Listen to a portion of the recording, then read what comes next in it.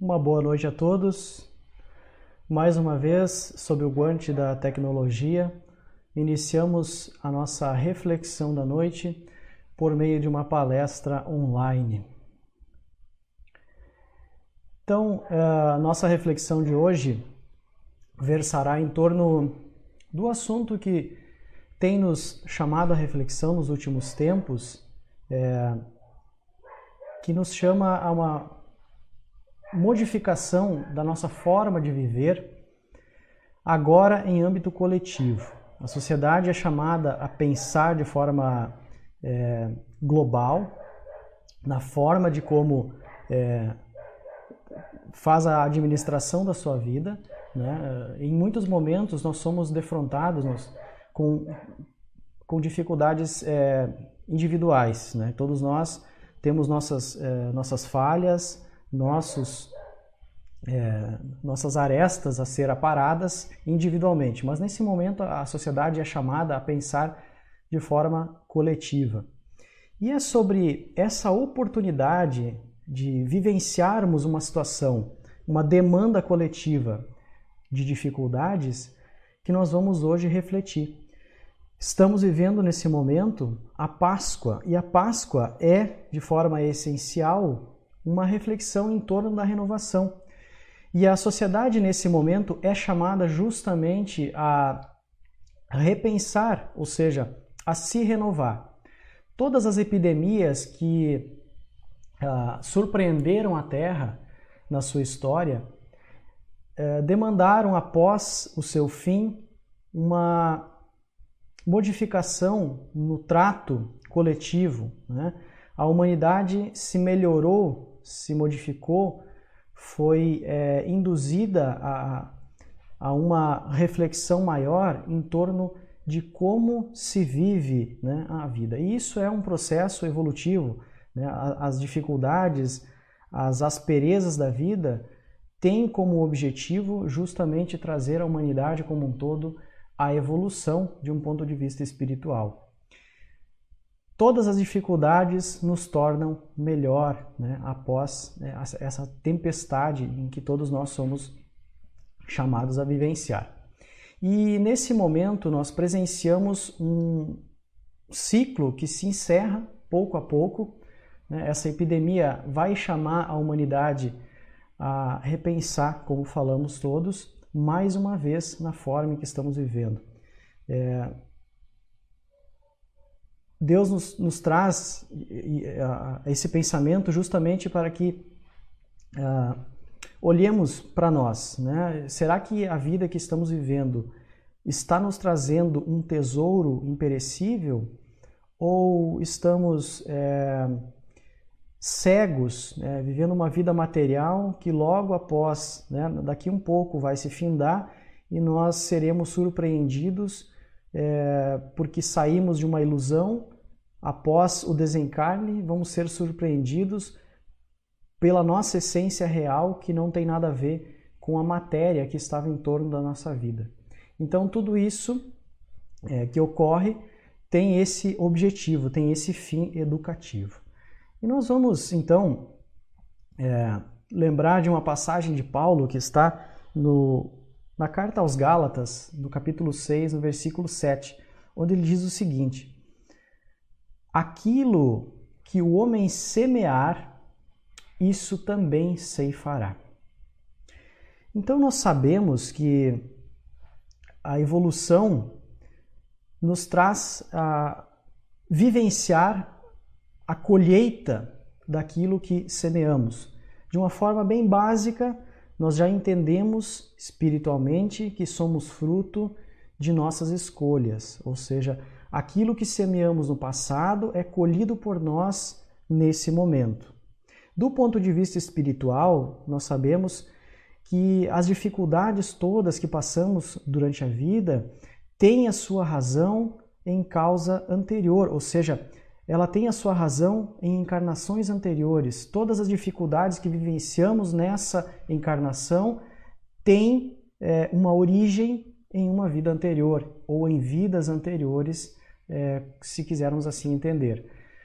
O ateu, né, a visão ateísta, vai considerar isso de forma parcial, né? Vai considerar que nós somos sim fruto de nossas escolhas, mas que nós somos fruto do meio. O espiritismo não nega que somos frutos do meio. Sim, somos. Porém, a razão desse meio de estar em nossa vida tem a sua origem em vidas anteriores. Nós nascemos em um certo meio porque temos ligação com aquelas pessoas, já vivenciamos outros eventos com aqueles espíritos e somos chamados mais uma vez a estar com eles numa nova encarnação. Então, nós sofremos todos os sofrimentos que causamos aos outros, nós vamos colher, então, de acordo com essa visão do Paulo, tudo aquilo que nós depositamos na nossa história anterior. Continuando, então, a nossa reflexão, nós vamos entrar em uma questão de O Livro dos Espíritos, questão 132, onde Allan Kardec vai perguntar aos espíritos qual é o objetivo da encarnação dos espíritos. Eis que eles, então, respondem assim: Deus lhes impõe a encarnação com o fim de fazê-los chegar à perfeição. Então, a encarnação tem esse objetivo. Ela nos ela nos impele a chegarmos a uma certa perfeição, que nós sabemos ser uma perfeição relativa, porque o espírito nunca para de progredir. Até mesmo os espíritos que já atingiram o que para nós é uma perfeição, estão ainda a progredir, a vivenciar coisas novas, a se melhorarem cada vez mais, né? A evolução não tem fim. O espírito, ele é imortal, ele foi criado, ele teve um início, mas ele não terá fim, né? Seguindo então na nossa reflexão, eles dizem o seguinte: para alguns espíritos, a encarnação é uma expiação, para outros, no entanto, é uma missão. Nós sabemos que nós temos de expiar, ou seja, expiar é vivenciar, é sentir na pele aquilo que causamos aos outros, né? Seria uma visão de castigo, mas preferimos entender que é uma visão de educação, né? Então a expiação, ela não deve ser compreendida como um castigo, mas sim como um processo educativo. Para outros é uma missão. Nós sabemos que essa missão para alguns é grandiosa, né? Mas para nós, a maioria dos espíritos ainda em evolução,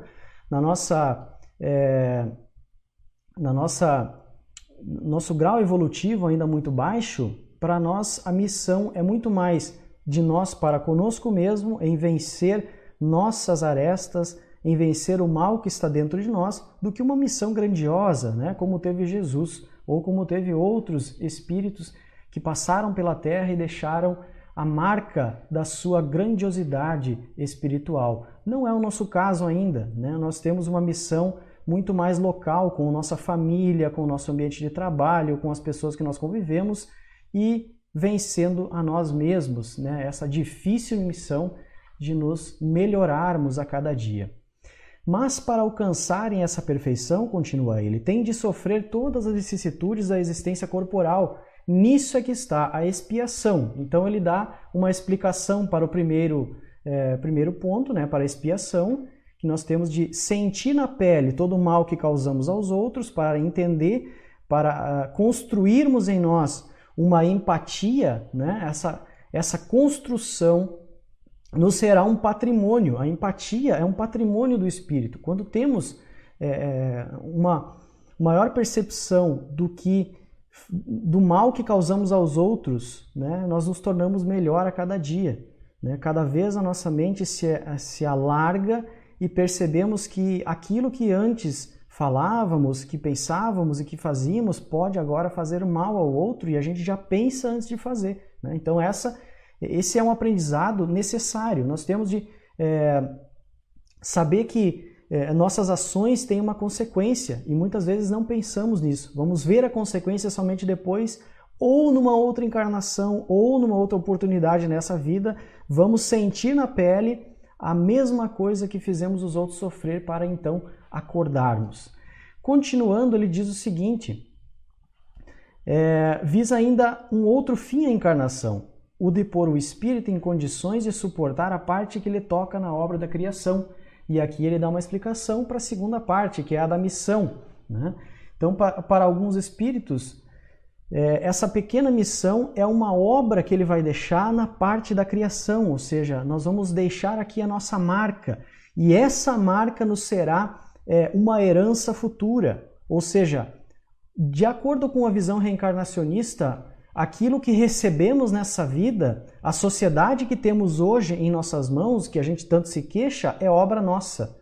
Então, nós não estamos no Brasil por acaso, né? O sujeito não está lá no Japão por acaso, o outro não está lá na Europa por acaso. Ele está lá porque ele necessita vivenciar a sua parte na criação, sentir que a sociedade do jeito que ela está é uma obra nossa, né? A causa dela somos nós mesmos, de acordo com a visão reencarnacionista. Se queixar da sociedade não resolve o status em que ela se encontra nesse momento, né? A gente pode até dizer, sim, eu sou fruto do meio, eu sou assim porque eu nasci em tal família, eles me deram essa educação, ou porque eu sofri isso, sofri aquilo, sofri um bullying, sofri perseguição, sofri abuso, então é por isso que eu sou assim. Sim, nós temos em nós a marca do nosso passado, daquilo que o meio deixou em nós. Porém, reclamar e simplesmente blasfemar em cima disso não vai resolver a nossa situação no hoje. Reclamar do passado não modifica a nossa situação agora e não nos dá um embasamento nesse momento para que façamos uma produção melhor, né? Somente quando aceitamos que o fazer de hoje, as ações do hoje é que terão consequências no futuro, é que vamos entender o que é plantio e colheita do ponto de vista espiritual. Continuando então a nossa reflexão inicial aqui, ele diz assim, os espíritos continuam a resposta. Para executá-la, né, essa encarnação, é que em cada mundo o espírito toma um instrumento de harmonia com a matéria essencial desse mundo, a fim de aí cumprir, daquele ponto de vista, as ordens de Deus, né? É assim que, concorrendo para a obra geral, ele próprio, então, se adianta, né?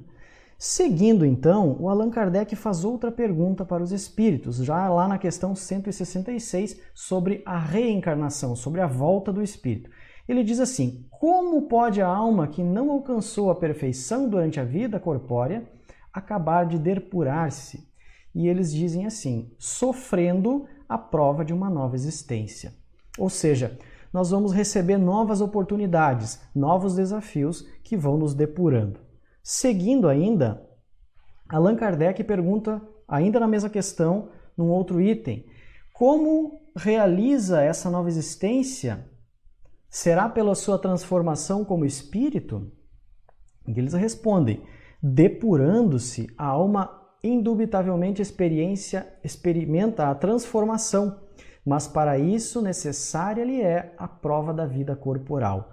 Ou seja, nós recebemos em todas as encarnações novas oportunidades de darmos o testemunho do nosso aprendizado, né? E esse é o ponto essencial, o ponto-chave. Assim como na escola, como na faculdade, nós somos chamados periodicamente a dar prova do nosso aprendizado para conseguirmos passar a um nível maior, mais difícil,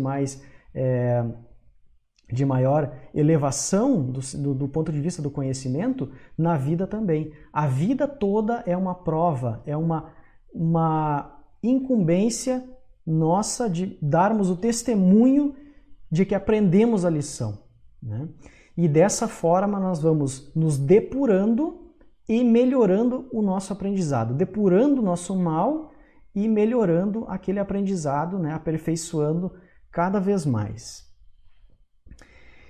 Concluindo então, num comentário à questão 171, Allan Kardec diz o seguinte: todos os espíritos tendem para a perfeição, e Deus lhes faculta os meios de alcançá-la, proporcionando-lhes as provações da vida corporal.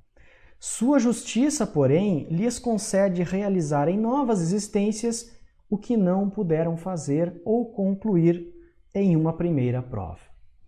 Então, nós recebemos esse benefício, essa oportunidade de uma nova encarnação, de demonstrarmos, de darmos prova de que nós conseguirmos então entender o que em outras encarnações não conseguimos.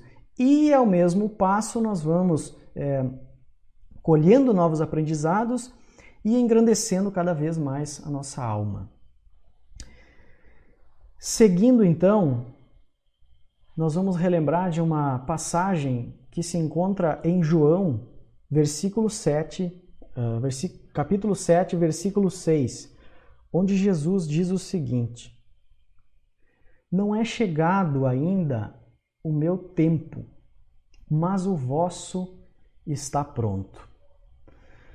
O que ele quer nos acordar com esta mensagem, né?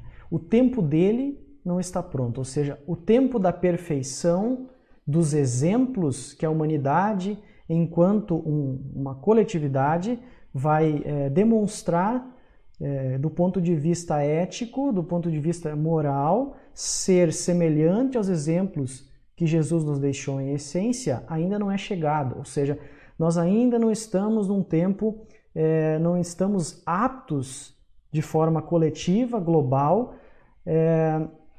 a darmos o testemunho completo da moral e do engrandecimento dos ensinamentos de Jesus. Porém, o nosso tempo, individualmente, este está pronto. A oportunidade é agora, né? Nós somos chamados, nesse momento, a demonstrarmos o nosso bem ao próximo, a demonstrarmos que entendemos como que as pessoas esperam ser tratadas, né? A gente cai, resvala, né? Demonstra certos desvios do comportamento, a gente muitas vezes perde a paciência, né? Se decepciona, se exalta, se arrepende, pede desculpa e por aí vai, né? Nós estamos ainda em processo de aprendizado, né? O tempo de Jesus da perfeição ainda não é agora, mas nós somos chamados, o nosso tempo está pronto. E foi com esse pensamento que um sujeito conhecido na sua redondeza por Pica-Pau esperava a presença, a chegada do engenheiro Dr. Crisanto, que vinha da capital, para aquele recanto do Brasil, num tempo distante, a construção de uma ponte interestadual. Numa ferrovia improvisada de uma pequena cidadezinha formada por trabalhadores que se empenhavam na construção da rodovia, Pica-Pau então vê descer do trem o seu Dr. Crisanto e sua esposa Moema, né, chegados para contribuir na obra. Ele havia sido escalado para ser o engenheiro responsável da construção. O Pica-Pau era uma figura que dava um certo espanto nas pessoas. Ele tinha muitas queimaduras, uma estética que não agradava à primeira vista.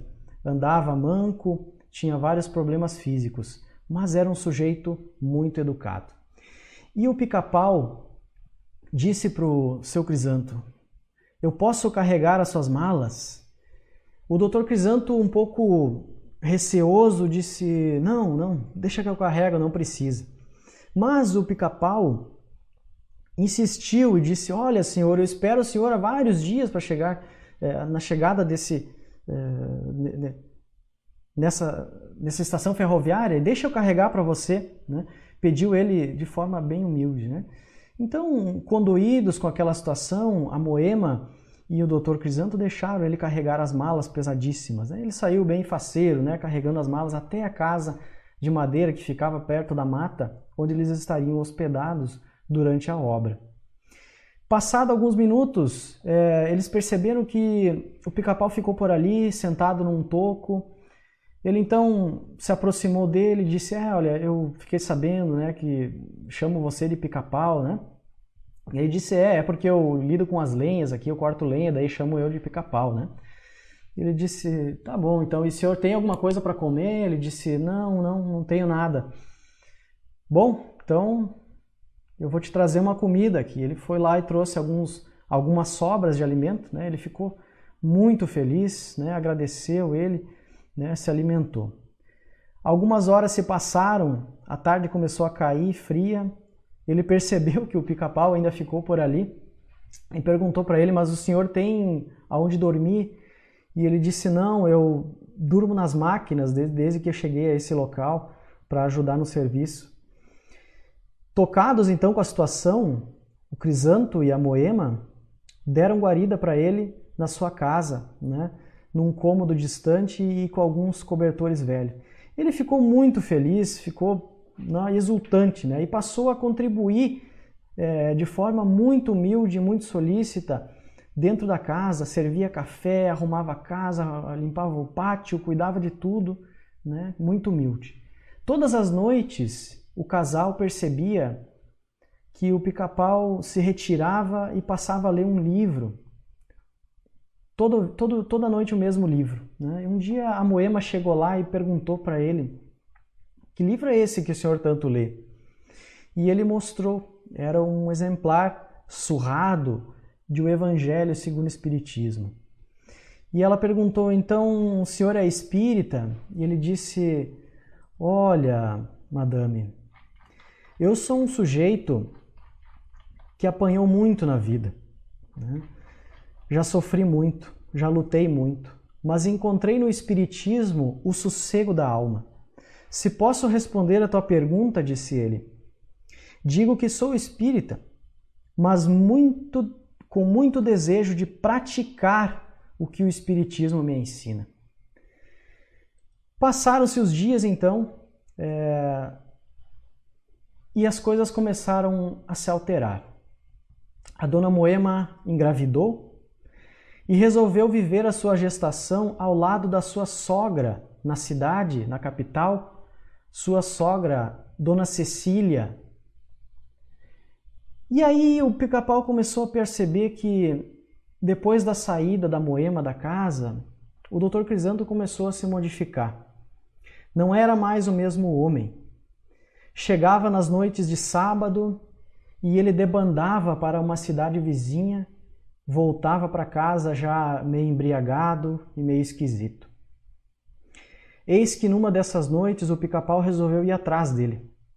Foi até a cidade vizinha, 5 quilômetros a pé, encontrou o Dr. Crisanto num bar, já meio embriagado, e disse para ele assim, doutor, temos notícia da dona Moema, temos que voltar rápido para casa. Eles então, né, voltaram no jipe ansiosos, né, um por uma razão e o outro por outra razão. Chegado ao local, o Pica-Pau disse, não tem nenhuma notícia, eu só queria tirar o senhor de lá mesmo. O Dr. Crisanto ficou furioso, humilhou o Pica-Pau, né? Ele deu uma dura nele, disse, onde é que já se viu uma mentira dessas? Né? Onde é que já se viu o espírita mentindo assim? Ele se desculpou, né, e disse que não estava gostando de ver o doutor naquela situação. Mesmo assim, humilhado, mas muito humilde, ainda serviu o café e foi dormir. No outro sábado, a história se repetia.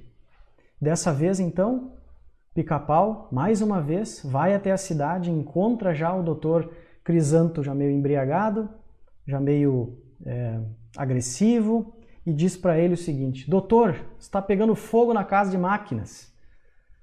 O doutor, meio desconfiado, né, pegou o jipe, foram até a sala de máquinas, chegaram lá, não tinha nada.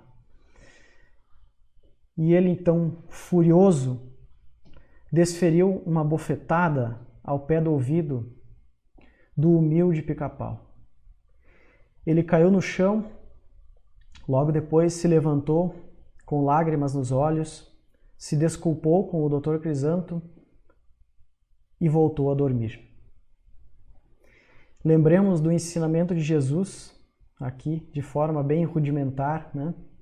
Quando lhe baterem numa face, ofereça-lhe também a outra. Aquilo, de alguma forma, fez o Dr. Crisanto pensar um pouco e ele se modificou por alguns dias. No entanto, chegado o momento de ele retornar à capital mais uma vez, porque estava chegando os dias de sua mulher dar à luz, ele começou a voltar ao bar. Eis que agora o Pica-Pau, receoso, não foi. No entanto, uma comitiva, naquela noite de sábado, chega à casa do engenheiro. Uma comitiva de autoridades que vinham falar sobre uma cilada que estava sendo armada para explodir a ponte pelos funcionários que não estavam recebendo o pagamento. O Pica-Pau, então, corre até a cidade vizinha, chega lá, Dr. Crisanto, o engenheiro, já embriagado, olha para ele e diz: "O que foi, seu Pica-Pau?" Ele diz: "Olha, tem uma comitiva te esperando lá em casa, tem uma cilada, eles vão explodir a ponte." Ele diz: "Ah, que eu vou acreditar nas tuas mentiras." Então, o Pica-Pau vai até a ponte e se depara com uma grande quantidade de bombas previamente armadas para explodir a ponte. Num ato de pensamento coletivo e de gratidão ao engenheiro que ele tanto gostava, ele começou a remover as bombas. No entanto, uma delas lhe explode nas mãos. Ele perde os braços, ainda vivo, sofrendo muito, perdendo muito sangue. O estrondo foi ouvido e as autoridades chamaram uma ambulância. Nesse momento também o engenheiro percebe a situação, corre até o local e só vê, o Pica-Pau já quase morto, numa padiola improvisada, sendo levado a uma enfermaria. Muito desesperado com a situação, o Dr. Crisanto então percebeu a gravidade dos fatos. Muito arrependido, ele se aproxima do Pica-Pau, já medicado, com o sangramento estancado, mas bastante debilitado, porém consciente ainda. Pede perdão ao Pica-Pau. No dia seguinte, de manhã, Pica-Pau é levado para a cidade para ser cuidado no hospital. Eis que um fato muito tocante nesse momento acontece. O médico, percebendo que o Pica-Pau faleceria nos próximos minutos, chama a família do Dr. Crisanto para se despedir, daquele seu novo amigo, humilde. E é nesse momento que a mãe do Dr. Crisanto, a dona Cecília, quando enxerga aquele homem deitado na cama do hospital, começa a chorar. Ela pede para que a Moema e o engenheiro saiam da sala porque ela gostaria de conversar com aquele homem. Eis que o Pica-Pau olha para a dona Cecília e diz assim: "Sim, Cecília, sou eu. Sou o Pedro." E muito arrependido, ele diz: "Eu me arrependo de tudo que eu fiz. Me desculpe por tê-la abandonada, por tê-la fugido. Eu me embriaguei no álcool, colocaram fogo em mim na rua, por isso estou queimado desse jeito e com tantos problemas físicos. Mas me perdoe." A dona Cecília, então, observa os últimos minutos do Pica-Pau, sai do quarto, chorando muito, no que o engenheiro, seu filho, pergunta para ela: "Por que choras tanto, mãe?" E ela diz para ele, apontando para o Pica-Pau: "Este homem era o seu pai." E essa história nos remete justamente a pensarmos na oportunidade.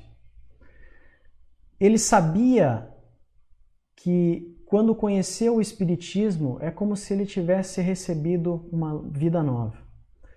Todos nós nessa encarnação recebemos uma oportunidade nova, uma direção nova com os ensinamentos cristãos, com os ensinamentos do Espiritismo.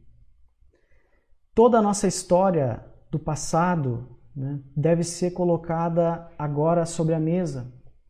Aquilo que não lembramos, mas que temos sim ciência de que não fomos pessoas muito boas, deve ser agora considerada, porque recebemos nesse momento uma oportunidade nova de mostrarmos que aprendemos a lição. O Pica-Pau recebeu a oportunidade de servir na casa do seu próprio filho e ele fez jus à humildade, demonstrou no exemplo qual é a figura que o cristão deve demonstrar para a sociedade como um todo. E essa marca é um patrimônio que ele deixa na terra. O seu filho agora o lembrará como um sujeito humilde, né, que deu a sua vida para tentar salvá-lo, né, como um ato de gratidão pelo bem que ele havia lhe feito.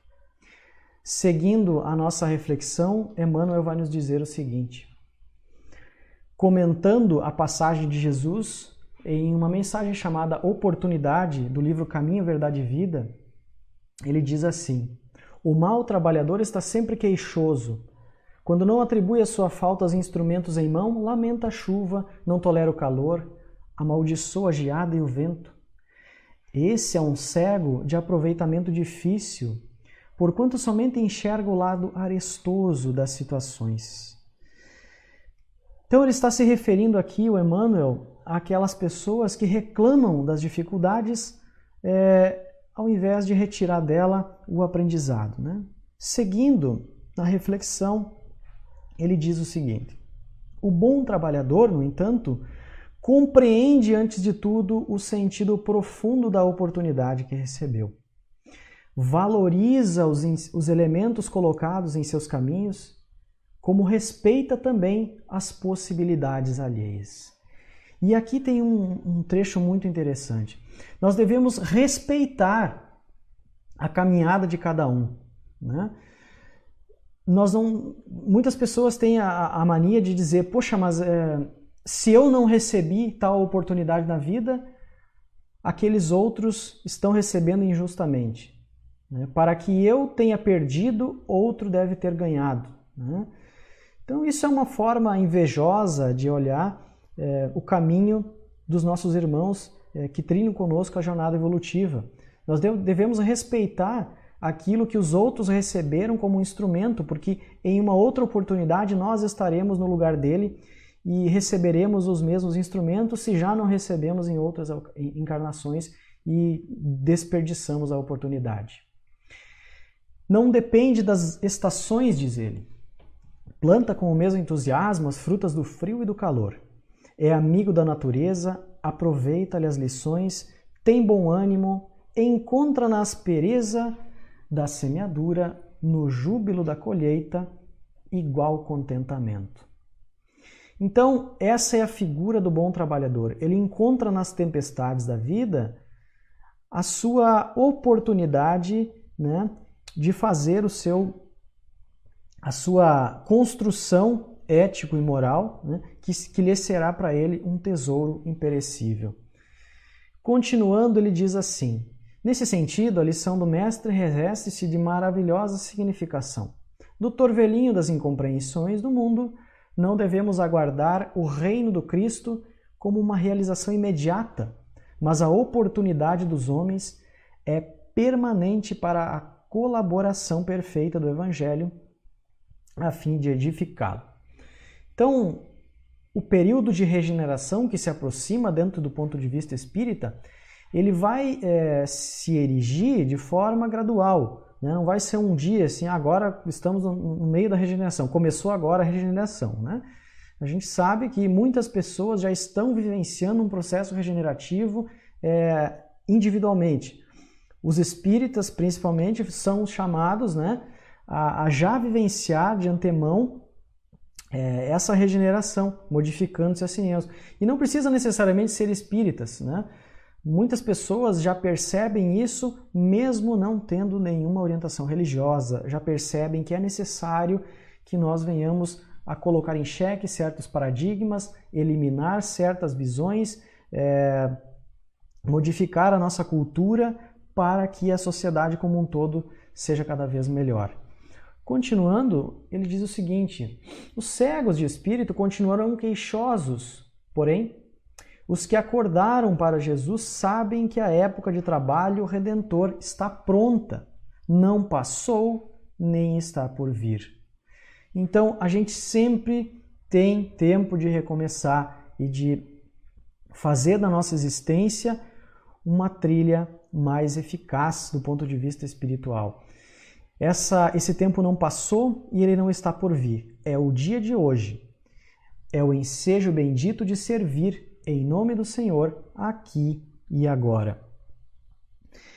Seguindo, teremos a figura de Paulo, que nos diz o seguinte, na carta aos Hebreus, no capítulo 6, no versículo 7, onde ele diz que porque a terra que embebe a chuva, que cai muitas vezes sobre ela e produz uma erva proveitosa para aqueles por quem é lavrada, recebe a bênção de Deus. Ou seja, quando a gente sabe dar valor à nossa existência, ao torvelinho das dificuldades, às tempestades da vida, nós estamos sendo essa terra proveitosa, né, que vai dar bons frutos futuramente. E esses frutos, não só a sociedade vai degustar, mas como nós mesmos, né, seremos a identidade erigida pela felicidade desses frutos que estamos criando, né?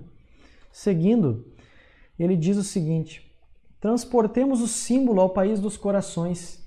Somente aqueles espíritos atentos aos benefícios espirituais, que chovem diariamente do céu, são suscetíveis de produzir as utilidades do serviço divino, guardando as bênçãos do Senhor. Numa outra mensagem ainda,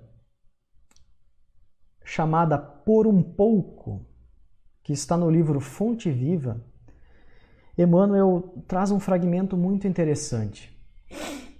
Ele diz assim: se o homem reparasse a brevidade dos dias de que dispõe na terra, se visse a exiguidade dos recursos com que pode contar no vaso da carne em que se movimenta, certamente semelhante percepção diante da eternidade dar-lhe-ia novo conceito da bendita oportunidade preciosa e rápida que lhe foi concedida no mundo.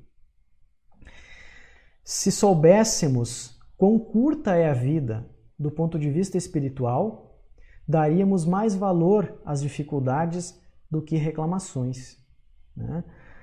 Nós não somos aquilo que demonstramos nesse exato momento do ponto de vista geral e do ponto de vista material. Estamos nesse momento em uma encarnação, estamos nesse momento em uma profissão, estamos em uma certa família, em um certo lugar, enfim.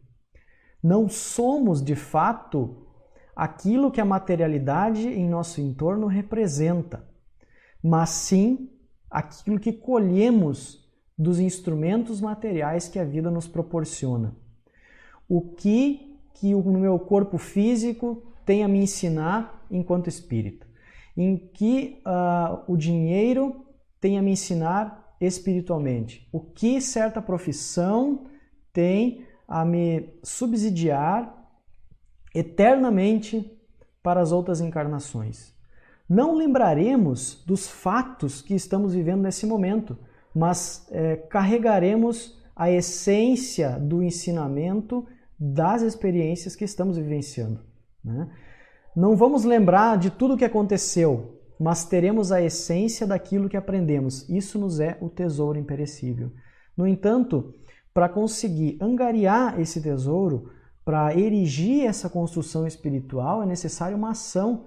Ninguém aprende sem prestar atenção no entorno, né? O que a vida tem a me ensinar, o que a vida espera de mim e como eu devo me portar para conseguir fazer um bom uso desses instrumentos que a vida me proporciona, porque amanhã ou depois as coisas mudam, né? Nós não teremos mais os mesmos instrumentos, não teremos mais o mesmo corpo físico, nem as possibilidades materiais que temos agora.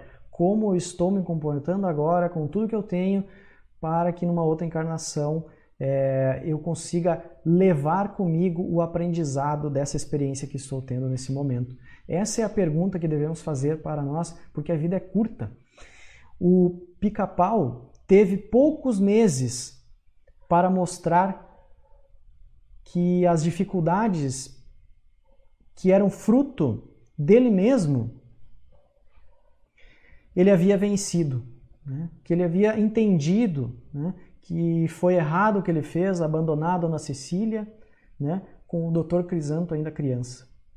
E ele vem a se deparar com o seu próprio filho na fase adulta e humildemente, como quem sabe que não foi um bom espírito no passado, se comportou, né? E espiritualmente, naqueles poucos meses, ele conseguiu dar mostras de que havia aprendido. Como diz Pedro, nós podemos nos livrar de uma multidão de pecados em poucos minutos, né? Em pouco tempo. Um ato de amor pode nos livrar, né, de uma história trágica que nós produzimos aos outros. Continuando, nós vamos relembrar que na história do nosso planeta, muitos tiveram as suas oportunidades, né? Nós vamos ver que na ciência, no campo aí da astronomia, Nicolau Copérnico teve a oportunidade de construir uma ciência em torno de um assunto que era pouco explorado e que era dominado pela Igreja Católica, como o geocentrismo, né? Onde se acreditava que tudo girava em torno da Terra. Ele, então, com a oportunidade de ter estudo, né? De ter a oportunidade de estudar, conseguiu concluir que não era bem assim, né? Que na verdade a Terra girava em torno do Sol. Mas ele teve receio, né? Teve muito medo de dar o seu testemunho e de lançar a sua visão heliocentrista. Heliocentrismo vem de hélio, né? Porque o Sol é predominantemente feito de gás hélio, né? Por isso se chama heliocentrismo. Então, ele defendia o heliocentrismo, mas ele teve medo de falar, porque ele teve medo das represálias e do castigo que a igreja podia lhe oferecer. No entanto, Giordano Bruno, depois da morte de Nicolau Copérnico, defendeu essas ideias, deu o seu testemunho e foi sacrificado pela Inquisição, né? Ele mostrou o valor que a ciência tinha e que ela deveria ser vista com outros olhos e não mais com os dogmas e com a imposição repugnante que a igreja naqueles dias demonstrava. Logo após alguns séculos, né, o próprio João Paulo II, o Papa João Paulo II, abertamente chama a igreja ao arrependimento tanto da Inquisição quanto da visão geocentrista, né, que levou muitos cientistas na época a não publicarem seus manuscritos pelo medo, né, o que atrasou de alguma forma o ensinamento.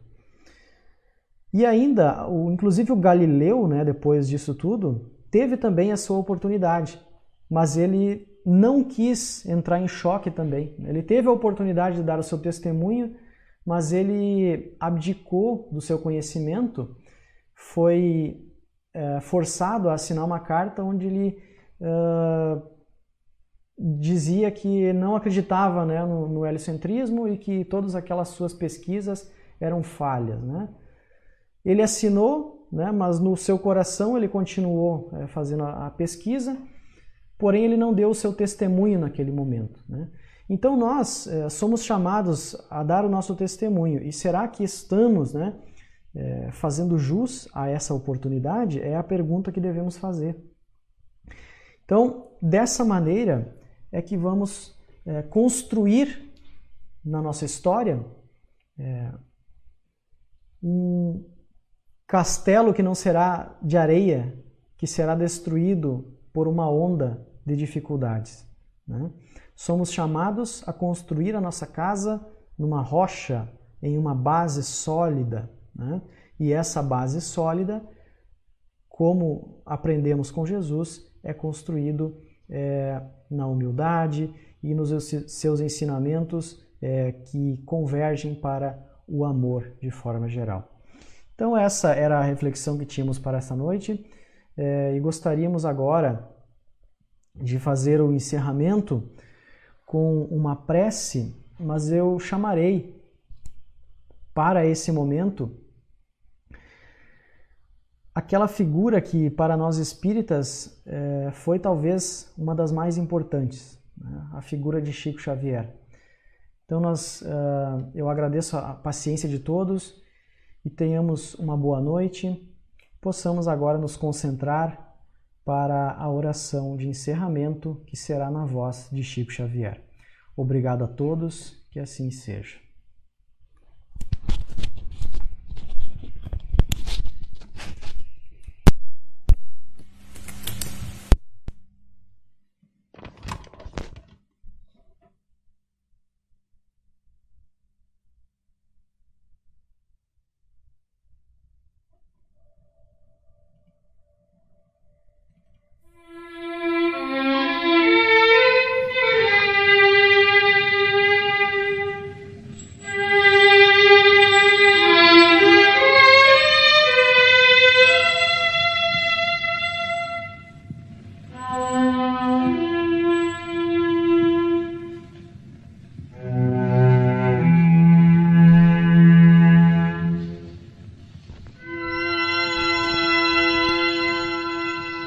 Agradecemos, Senhor Jesus, nós te agradecemos pela coragem de facear as dificuldades criadas por nós mesmos, pelas provas que nos aperfeiçoam o raciocínio e nos abrandam o coração, pela fé na imortalidade, pelo privilégio de servir, pelo dom de saber que somos responsáveis pelas próprias ações, pelos recursos nutrientes e curativos que trazemos em nós próprios, pelo conforto de reconhecer que a nossa felicidade tem o tamanho da felicidade que fizermos para os outros, pelo discernimento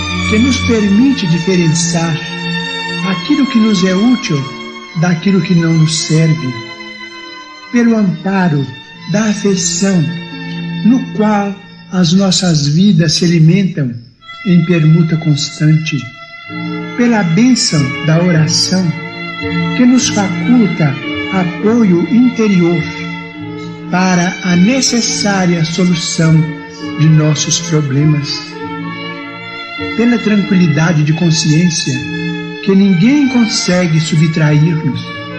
Por tudo isso e por todos os demais tesouros de esperança e de amor, de alegria e de paz, de que nos enriqueces a existência, sê bendito, Senhor, ao mesmo tempo que te louvamos a infinita misericórdia, hoje e para sempre.